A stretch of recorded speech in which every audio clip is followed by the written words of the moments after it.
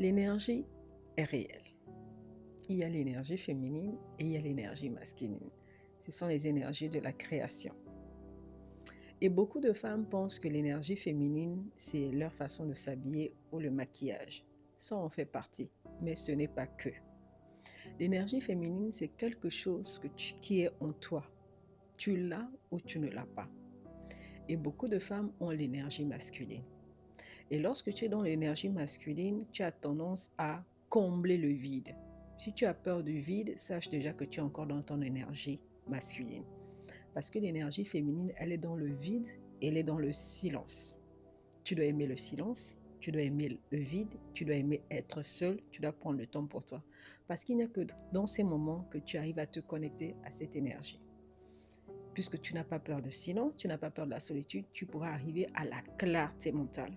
Beaucoup de femmes manquent de clarté. Elles ne savent pas qui elles veulent devenir, elles ne savent pas quelle direction prendre, elles ne savent pas quoi faire, elles ont tendance à copier, à plagier ou tout simplement elles n'ont pas d'intuition.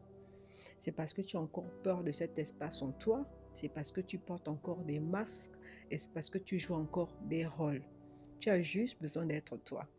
Quand tu commences à accepter d'être toi, tu vas te rendre compte que tu vas lâcher des résistances parce que tu as des résistances en toi. Et les résistances que tu as, ce sont les énergies de contrôle.